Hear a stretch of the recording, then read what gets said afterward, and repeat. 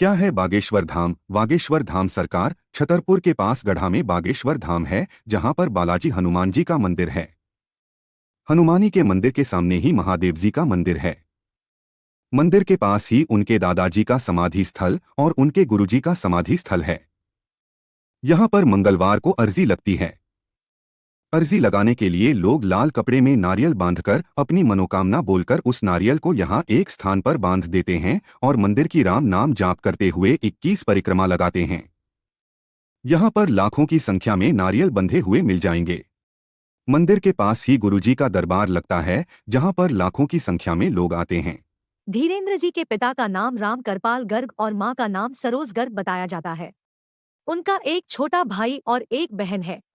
उनके दादाजी एक सिद्ध संत थे जिनका नाम भगवानदास गर्ग था। वह निर्मोही अखाड़े से जुड़े हुए थे। वे भी दरबार लगाते थे। पंडित धीरेन्द्र कृष्ण शास्त्री अपने दादाजी को ही अपना गुरु मानते थे। उन्होंने ही उन्हें रामायण और भागवत गीता का अध्ययन करना सिखाया था। पंडित धीरेन्द्र कृष्ण शास्त्री ने बड़ी मुश्किल हालातों में 8वीं तक पढ़ाई अपने गांव में की। इसके बाद की पढ़ाई के लिए वे 5 किलोमीटर पैदल चलकर गंज में जाते थे। वहां से उन्होंने 12वीं तक की पढ़ाई की और फिर बाद में बीए प्राइवेट किया। लेकिन बाद में हनुमान जी और उनके स्वर्गीय दादाजी की ऐसी कृपा हुई कि उन्हें दिव्य अनुभूति का एहसास होने लगा और वे भी लोगों के दुख खोन को दूर करने के लिए दादाजी की तरह दिव्य दरबार लगाने लगे। हालांकि 9 वर्ष की उम्र में ही वे हनुमान जी बालाजी सरकार की भक्ति, सेवा, साधना और पूजा करने लगे थे। कहते हैं कि इसी साधना का उन पर ऐसा असर हुआ कि बालाजी की कृपा से उन्हें सिद्धियां प्राप्त हुई। हाल ही में पंडित धीरेन्द्र कृष्ण शास्त्री जी ब्रिटेन गए हैं, जहां उन्होंने ब्रिटिश सांसदों और वहां के भारतीय समुदाय के बीच रामकथा का वाचन किया और प्रवचन दिया है। अब उनकी लोकप्रियता देश में ही नहीं विदेश में भी फैल गई है। परिचय: पंडित धीरेन्द्र कृष्णा शास्त्री। पंडित धीरेन्द्र कृष्ण शास्त्री जी का जन्म 4 जुलाई 1996 में छतरपुर जिले के छोटे से गांव ग्राम गढ़ा में हुआ था। वे एक बहुत ही गरीब परिवार से संबंध रखते हैं। खुद धीरेन्द्र शास्त्री अपने के एक दरबार में कहते हैं कि बचपन में उनके पास कभी कभार एक वक्त का भोजन भी नहीं मिलता था। हमारे पिताजी गरीब थे। वे दान दक्षिणा लेकर ही हमारा भरण पोषण करते थे। एक दिन हमने उनसे कहा कि हम भी पढ़ना लिखना चाहते हैं, वृंदावन में जाकर कर्मकांड पढ़ना चाहते हैं। उनके पिताजी के पास उस वक्त 1000 रुपए नहीं थे। उन्होंने गांव में कई लोगों से उधार रुपए मांगे कि मेरे बेटा पढ़ना चाहता है, लेकिन किसी ने उधार नहीं दिया, क्योंकि सभी जानते थे कि यह चुका नहीं पाएगा। हम तब वृंदावन नहीं जा पाए।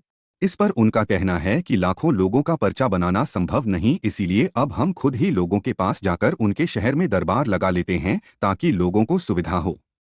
हमारा यह दरबार निःशुल्क है। इसकी में किसी भी तरह से शुल्क नहीं लिया जाता है। मंदिर में या रामकथा से हमें जो भी पैसा मिलता है, हम उसे गरीब की बेटियों की शिक्षा और शादी में खर्च करते हैं।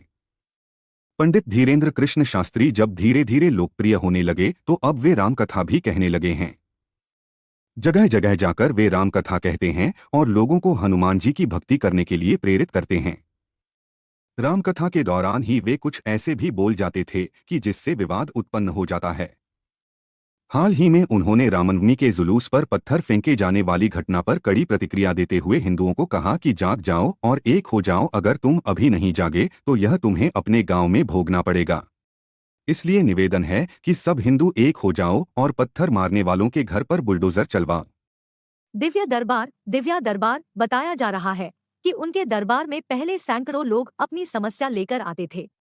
उन सैकड़ों लोगों में से पंडित धीरेन्द्र शास्त्री जी किसी का भी नाम लेकर उन्हें बुलाते थे और वह व्यक्ति जब तक उनके पास पहुंचता तब तक शास्त्री जी एक पर्चे पर उस व्यक्ति के नाम पते सहित उसकी समस्या लिख लेते और उसी में उसका समाधान भी लिख लेते।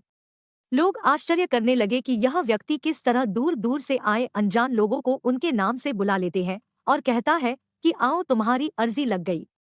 धीरेन्द्र शास्त्री यही नहीं, लोगों को यह भी बता देते हैं कि उनकी समस्या क्या है, कितनी है और कब से है। उनके पिता का नाम क्या है और बेटे का नाम क्या है। कई मीडिया चैनल वालों ने इस बात की पड़ताल की, लेकिन वह यह रहस्य नहीं जान पाए कि आखिर यह व्यक्ति कैसे लोगों के मन की बात जान लेता है। छोटे से गांव गढ़ा में जब सैकड़ों से हजारों और हजारों से लाखों लोग आने लगे तो धीरेन्द्र शास्त्री जी ने दूसरे शहरों में जाकर दिव्य दरबार लगाना प्रारंभ कर दिया।